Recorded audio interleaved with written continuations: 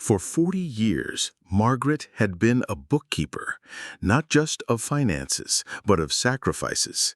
Every dollar she didn't spend on herself was a dollar invested in her son, Daniel.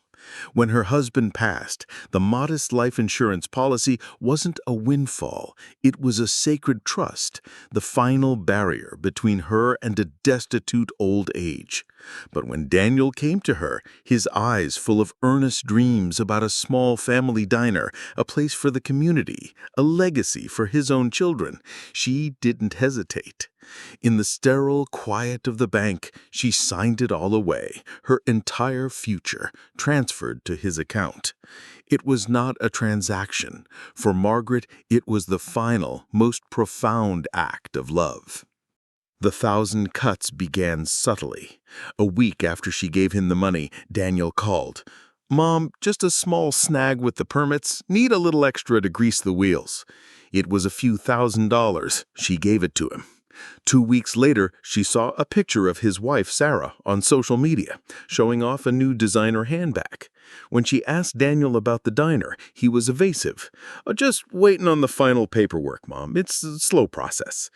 But Margaret's professional instincts, honed over a lifetime of balancing ledgers, sensed an imbalance.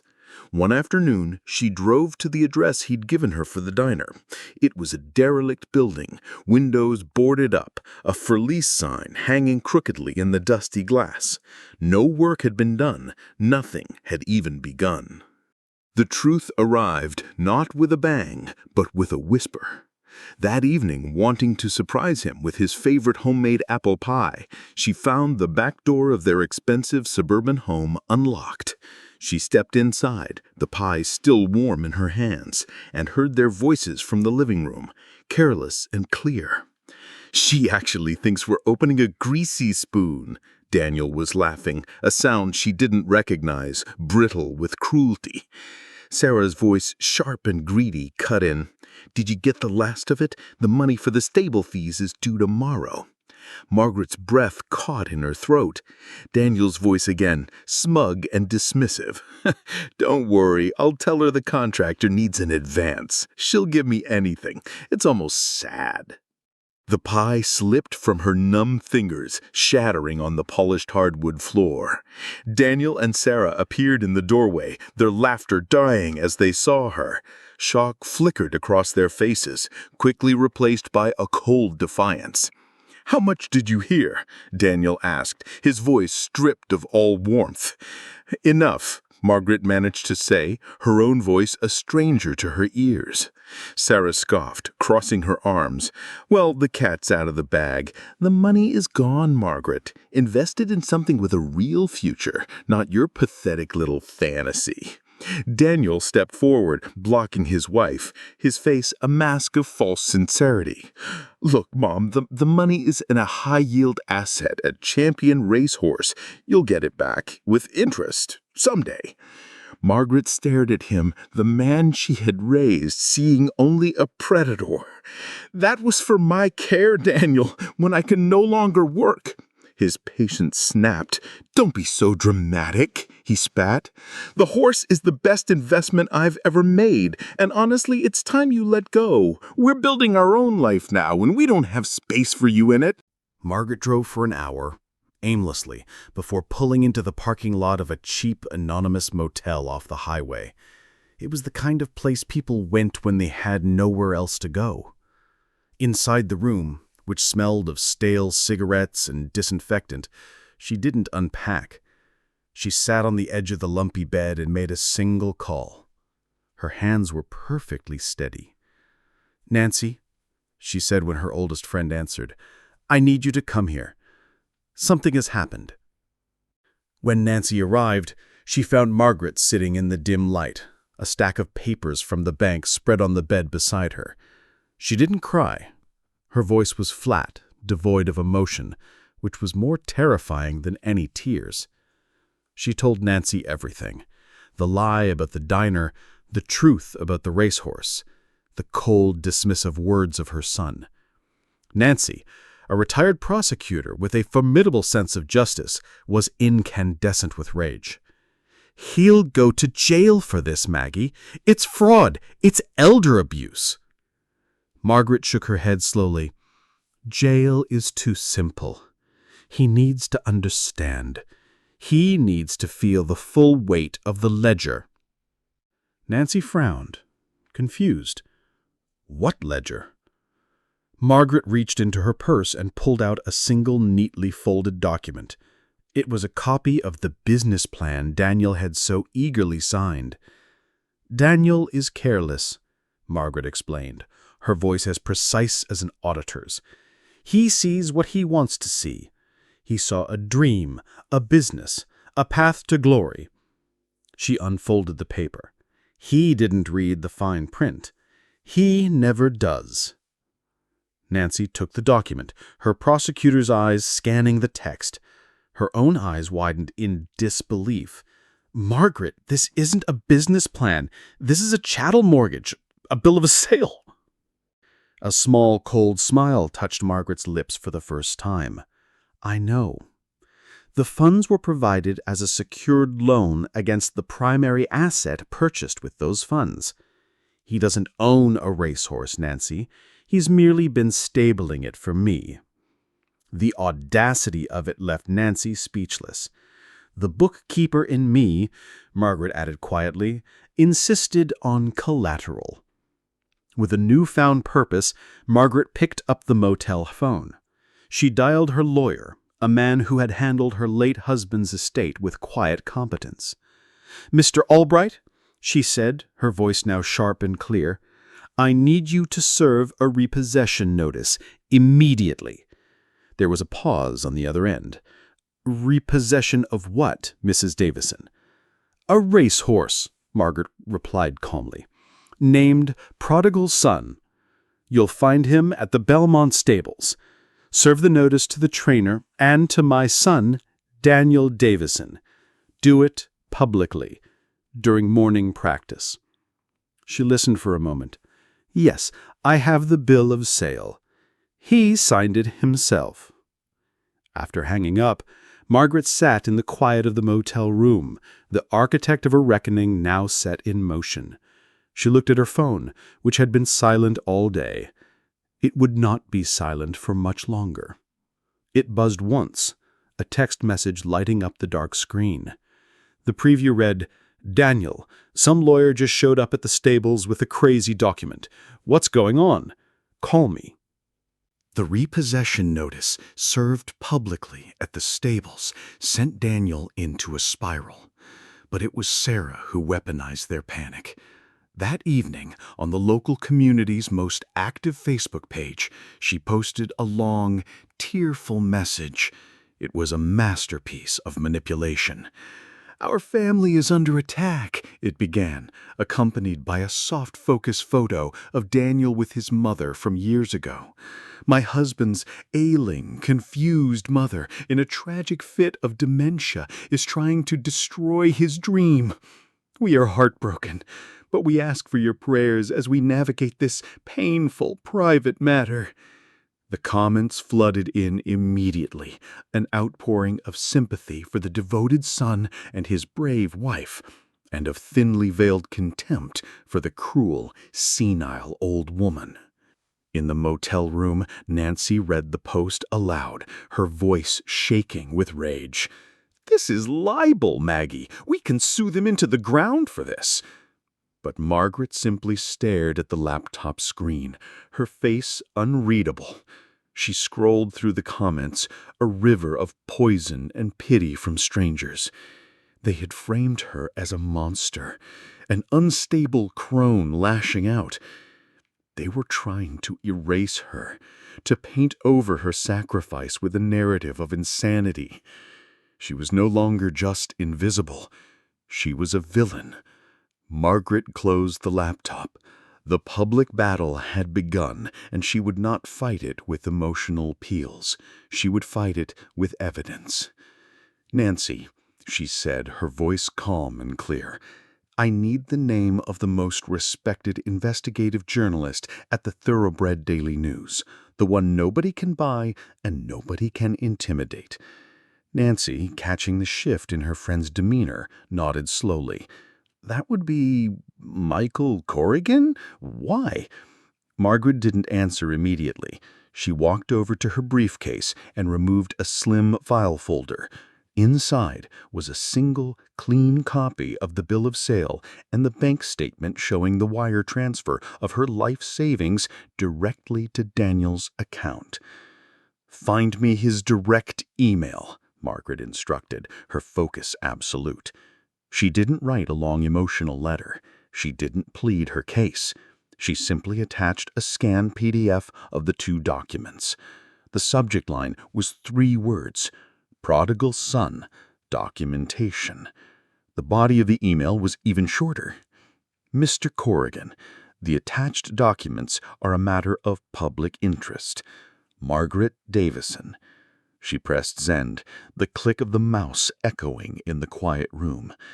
She had just handed the irrefutable truth to the one person in the racing world who could detonate it like a bomb. What, she wondered, would a man like Michael Corrigan do with a story like this? Michael Corrigan's article was published online at 6 a.m. the next morning. The headline was devastatingly precise. "The Gilded Colt. Bill of Sale reveals racetrack's Cinderella story funded by mother's life savings." The article didn't speculate. It simply presented the documents. A clear image of the notarized bill of sale next to a copy of Sarah's manipulative Facebook post. The fallout was immediate and brutal. The same community members who had offered prayers now offered condemnation. The narrative of the confused, ailing mother evaporated, replaced by the stark, undeniable truth of the karmic accountant. The first panicked call from Daniel came at 6:15 a.m. Margaret let it go to voicemail. The second at 6:30. At noon he appeared at her motel room door, his face a mask of desperation. "Mom, you have to stop this," he pleaded, his voice cracking. "People are calling me a monster. Corrigan's article, it's everywhere." Margaret looked at him, not with anger, but with the dispassionate gaze of an auditor reviewing a fraudulent expense report. "The truth often is," she said simply. He tried a different tactic, the practiced remorse of a child caught with his hand in the cookie jar. I'm sorry, okay? I made a mistake, a terrible mistake. But this horse, he's my future." "Your future?" Margaret's voice was quiet, but it cut through his performance like a scalpel. "You bought your future with my future, Daniel. The money for that horse was meant for the years when I can no longer work, for a nurse, for dignity. Was that a mistake when you lied about the diner? Was it a mistake when your wife called me senile on a public forum?" He had no answer. He simply stared at her, finally understanding he was not dealing with his mother. He was dealing with a creditor. 2 days later, Sarah made her move. She arrived not with apologies, but with a new strategy: emotional blackmail. She found Margaret at a small cafe near the motel. "Margaret," she began, her eyes brimming with manufactured tears, "Daniel is destroyed, but this isn't about him. It's about our home. The bank, they're calling in our mortgage because of the scandal. That horse is the only asset we have to prevent foreclosure." She placed her hand on her stomach. "For your grandchild's sake. You can't let them be homeless." Margaret took a slow sip of her tea. Then she slid a single piece of paper across the table. It was a credit card statement. Her credit card statement, the one Daniel had been secretly using. "That's interesting," she said calmly, "because according to this statement, 2 days ago you purchased 2 first-class, non-refundable tickets to the Bahamas for a vacation next month. That doesn't seem like the action of a woman facing foreclosure." Sarah froze, her face paling as she recognized the statement. The trap had sprung. The gambit had failed. She had been outmaneuvered not by emotion, but by meticulous bookkeeping. She left without another word. The gauntlet had been run, and the fools had been defeated. That afternoon, Margaret sat in the motel room, no longer a refuge, but a command center, and made one final call. It was to the lead auctioneer at Fasig-Tipton, the most prestigious equine auction house in the country. "Mr. Davies, yes, this is Margaret Davison. I'm calling to confirm the listing of Prodigal Son in the winter mixed sale, and to set the reserve price. Let's start the bidding at $1. I want everyone to have the chance to own him." The war was over. The books were about to be balanced. The Fasig-Tipton auction hall buzzed with the quiet energy of serious money. Margaret sat in the back, alone, an anonymous figure in a simple gray suit. She wasn't here for the drama. She was here to close an account. When Prodigal Son was led into the ring, a ripple of recognition went through the crowd. This wasn't just another horse, it was a headline. The auctioneer began, his voice a smooth, rhythmic chant. "A colt of champion lineage, ladies and gentlemen, a story in his own right. What'll you give for him? We start the bidding at the owner's request at $1. A murmur of confusion, but the bids came quickly, escalating in a blur of raised hands and quiet nods. Margaret watched the numbers climb on the tote board, each bid a repayment, each increase an itemized accounting of a broken trust. She saw Daniel in the front row, his face ashen, forced to witness the public liquidation of his ego. The price climbed past 100,000, then 200, then 3. Finally, the gavel fell. "Sold!" the auctioneer cried, the sound echoing through the hushed hall. "For $412,500, the exact amount Margaret had transferred from her savings, plus 40 years of meticulously calculated interest. The account was now balanced. The ledger was clear." Later that night, back in the quiet of a new apartment she had already secured, Margaret looked at her phone. A single text message from Daniel had come through. It wasn't angry. It wasn't accusatory. It was the raw, pathetic whimper of a defeated man. "Mom, I have nothing left. Please, I'm sorry. I know it's too late, but I'm sorry for everything." She read the message once, twice. There was a time when those words would have shattered her heart, a time when she would have given anything to hear them. But that time had passed. She felt nothing. No anger, no pity, not even satisfaction. Just closure. She held her finger over his name in her contacts list. The options appeared: message, call, block, delete, contact. With a quiet, steady press, she chose the last one. "Are you sure you want to delete this contact? This will permanently remove Daniel Davidson from your device." She pressed delete. The ledger was balanced. The account was closed. The final entry had been made. 6 months later, Margaret stood in a large, empty apartment overlooking the ocean. The afternoon sun streamed through massive windows, illuminating dust motes dancing in the air. The proceeds from the auction were more than enough to buy this place outright, a quiet sanctuary far from the racetrack, far from the life she had left behind. There was only one box on the floor. It didn't contain memories of the past, but new, unopened art supplies. For the first time in 40 years, she was going to paint. Not for money, not for anyone else, but for herself. She had joined a small art class in the seaside town she now called home. Her classmates were not wealthy socialites or ambitious businessmen, but retirees, hobbyists, people who measured success in brushstrokes, not bank statements. They didn't know her story, and she never told it. Here, she was not the wronged mother or the shrewd accountant. She was just Maggie, the woman with a surprising talent for capturing the color of the water at dawn. Her first painting was of a lone, powerful horse, not black, but a fiery red, running free against an open sky. Her new life was quiet, it was peaceful, it was hers.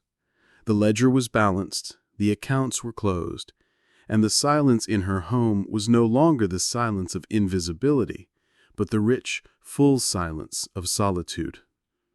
Her journey proved that the greatest power isn't in enduring disrespect, but in meticulously drafting the invoice for it. If you believe in the power of a balanced ledger, subscribe to this channel and witness the next audit. What was the one small thing someone did that proved their disrespect was intentional?